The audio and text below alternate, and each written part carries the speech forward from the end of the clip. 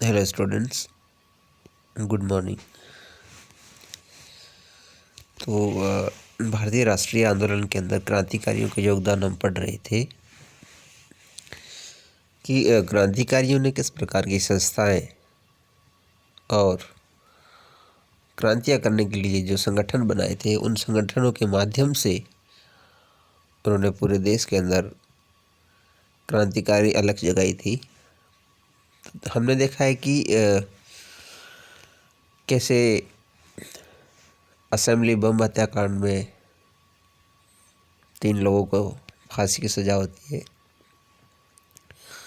और उससे थोड़ा ही पहले चंद्रशेखर आज़ाद जी अपने फ्रेंड दोस्त सुखदेव राज के साथ में कुछ अल्फ्रेड पार्क के अंदर बातचीत कर रहे थे क्रांतिकारी घटनाओं से रिलेटेड। तो उस समय किसी व्यक्ति ने जो इनके बारे में सूचना जो गुप्त तरीके से अंग्रेजी सरकार को दे दी, तो अंग्रेजी पुलिस आती है और अल्फ्रेड पार्क के अंदर चंद्रशेखर आज़ाद के साथ मुठभेड़ में चंद्रशेखर आज़ाद अंतिम गोली खुद पे चला देते हैं और शहीद हो जाते हैं। उसके बाद देखते हैं कि बंगाल के अंदर चटगांव रिपब्लिकन आर्मी की स्थापना सूर्य सेन करते हैं। ये किस प्रकार जो है आंदोलन में योगदान देती है। इन्हीं के माध्यम से पुलिस शस्त्रागार पर आक्रमण किया गया था 18 अप्रैल 1930 को बंगाल में चटगांव में। तो इस पर एक मुकदमा चला था जिसका नाम चटगांव आर्मरी रोड है। इसके तहत सूर्य सेन को फांसी दे दी गई थी और कुछ क्रांतिकारी जो अंबिका चक्रवर्ती है, अनंत सिंह है, गणेश घोष है, लोकनाथ, इनको काला पानी की सजा हुई थी। तो ये क्रांतिकारी संस्थाएं, क्रांतिकारी संगठन क्रांतिकारी गतिविधियां करने के लिए स्थापित किए जाते हैं। एक्चुअली हुआ यूँ कि गांधी जी के असहयोग आंदोलन को बीच में ही बंद करने के बाद में इन लोगों ने भगत सिंह, चंद्रशेखर आज़ाद, दत्त वगैरह आदि, रोशन सिंह, राजेंद्र लाहिड़ी वगैरह आदि लोगों ने जो है अपने खुद के बल पर संगठन निर्माण किए, संस्थाएं निर्माण की, उनके माध्यम से क्रांतिकारी गतिविधियां चलाते रहे। ये थोड़े उग्र थे और इनके उग्रता का कारण जो अन्य देशों में हुई क्रांतियां हैं जो इनको आगे बढ़ाने में काम आ रही है, उन क्रांतियों से ये प्रेरणा ले रहे हैं और हिंसक और उग्र बनाने का काम जो है वो क्रांतियाँ कर रही है। जैसे रूस है, आयरलैंड है, तुर्की है, मिस्र है, चीन है, आदि की क्रांतियों ने उग्रवादियों को बहुत ज़्यादा योगदान दिया है क्रांतिकारी घटनाएं भारत में करने के लिए। तो क्रांतिकारियों का ये जो दूसरा जो चरण है, इसमें कुछ लोग जो है, राम प्रसाद बिस्मिल है, सचिंद्र सान्याल है, सूर्य सेन है, चंद्रशेखर आज़ाद है, सुभाष चंद्र बोस है, आदि लोग जो है इसका नेतृत्व करेंगे और क्रांतिकारी गतिविधियाँ, हिंसक गतिविधियाँ। इनका मानना था कि अंग्रेज़ अगर हमारे ऊपर हिंसक कार्रवाई कर रहे हैं तो हम अंग्रेज़ों के ऊपर क्यों नहीं कर सकते। सबसे पहले बात करते हैं नौजवान सभा की। नौजवान सभा की स्थापना पंजाब में मार्च में 1926 में होती है। इस नौजवान सभा की स्थापना भगत सिंह, छबीलदास और यशपाल करते हैं। इनका उद्देश्य होता है कि देशभक्ति की भावना जागृत करना और भारत के अंदर मजदूरों और किसानों के राज्य की स्थापना करना, यानी कि एक सच्चे अर्थों में लोकतंत्र की स्थापना करना होता है। केदारनाथ सहगल, शार्दुल सिंह, भूपेंद्र नाथ दत्त, चंद्रशेखर आज़ाद, राजगुरु, पिंडीदास, ये नौजवान सभा के मुख्य कार्यकर्ता है। संस्थापक सदस्य में आए तो भगत सिंह, छबीलदास और यशपाल आएगा। चलिए आगे देखते हैं नौजवान सभा के कुछ साथी जो क्या कर रहे हैं। नौजवान सभा के बाद में एक और संस्था क्रांतिकारी गतिविधियों में लिप्त है। क्रांतिकारी गतिविधियां करने के लिए HRA की स्थापना की जाती है, सचिंद्र नाथ सान्याल। तो सचिंद्र नाथ सान्याल हिंदुस्तान रिपब्लिकन एसोसिएशन की स्थापना करते हैं, HRA की स्थापना करते हैं 1924 में, कानपुर के अंदर 1924 में। इसका उद्देश्य होता है क्रांतिकारी गतिविधि द्वारा देश में समाजवादी संघीय गणतंत्र की स्थापना करना, यानी कि छोटी छोटी संस्थाएं जो है वो देश के हित में काम करती। इस समय में सचिंद्र नाथ सान्याल ने एक किताब भी लिखी है, बंदी जीवन। इस संस्था के सक्रिय सदस्य रामप्रसाद बिस्मिल, योगेश चंद्र चटर्जी, अशफाक उल्ला खान, भगत सिंह, चंद्रशेखर आजाद, राजेंद्र लाहिड़ी और रोशन सिंह। इसी संगठन में 1925 में एक रिवोल्यूशनरी पर्चा निकाला था। यह रिवोल्यूशनरी नहीं, रिवोल्यूशनरी है।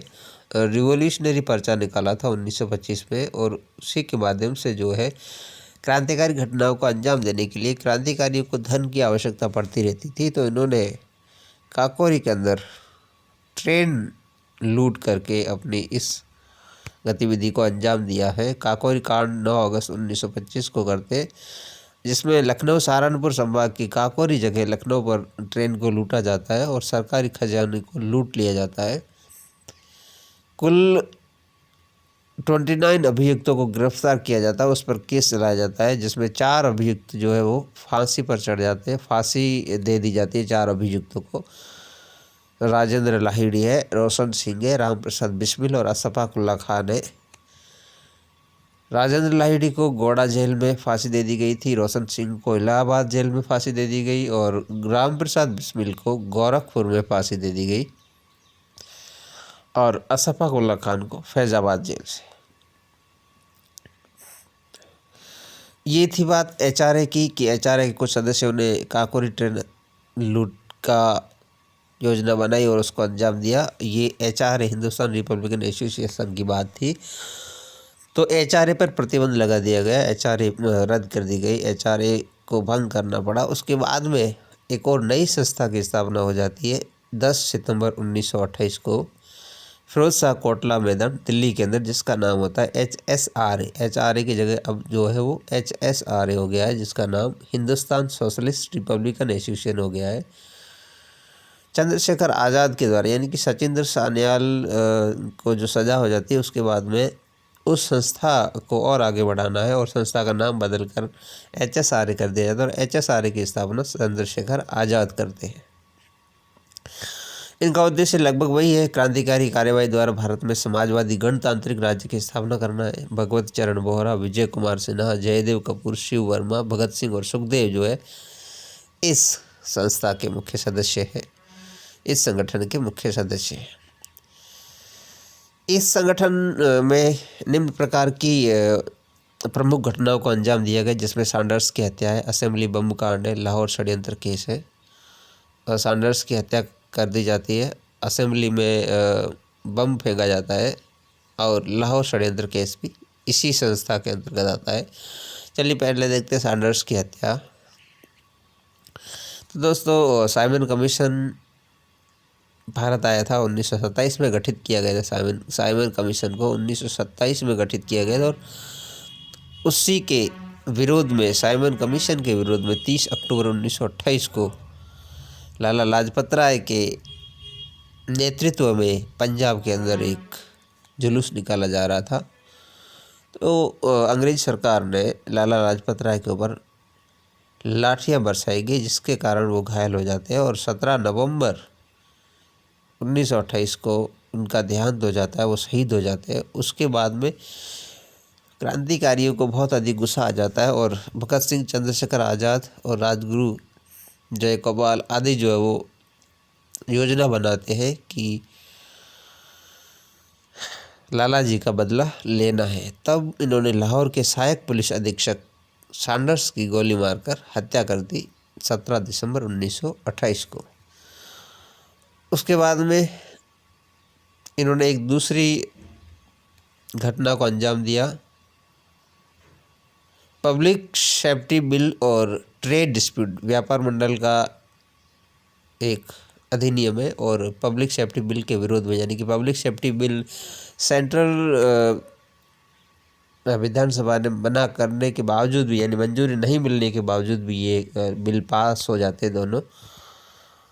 तो इस बिल के विरोध में भगत सिंह और बटुकेश्वर दत्त केंद्रीय विधानसभा में बम फेंकते हैं और क्रांति जिंदाबाद, साम्राज्यवाद मुर्दाबाद के नारे लगाते हैं उस जगह और खड़े रहते हैं अपनी जगह पर और कहते हैं कि सरकार ये किसी को नुकसान पहुंचाने के लिए नहीं था, सरकार के बंद कान को खोलने के लिए था बम।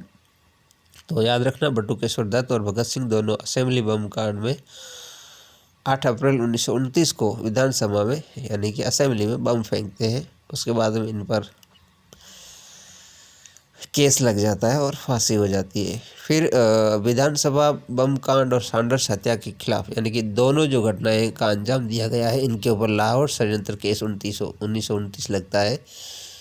सैंडर्स की हत्या के खिलाफ और विधानसभा कांड में इन दोनों क्रांतिकारी घटनाओं के ऊपर लाहौर षड्यंत्र केस चलाया जाता है, जिसमें कुल 18 क्रांतियों पर केस होता है, जो लाहौर षड्यंत्र या फिर भगत सिंह ट्रायल के नाम से जाना जाता है।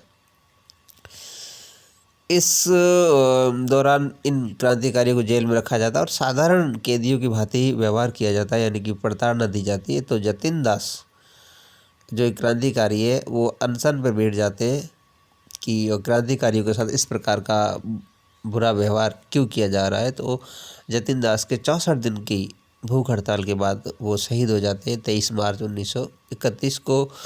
आगे बात आती है कि भगत सिंह, राजगुरु और सुखदेव को तीनों को फांसी दे दी जाती है लाहौर षड्यंत्र केस में। इसी से पूर्व हमने देखा है कि चंद्रशेखर आज़ाद जो अल्फ्रेड पार्क में मुठभेड़ में मारे जाते हैं यानी शहीद हो जाते हैं, और उनकी मुठभेड़ किससे होती है, वो सीआईडी का एसएसपी बाबर कर्नलगंज जो होता है उससे मुठभेड़ होती है और अंतिम गोली जो चंद्रशेखर आज़ाद खुद पर चला देते हैं। इस प्रकार वो शहीद हो जाते हैं अल्फ्रेड पार्क में। तो ये कुछ घटनाएं थी। उसके बाद में बचा यशपाल। तो यशपाल को इलाहाबाद से गिरफ्तार करके 14 वर्ष का कारावास दे दिया गया था।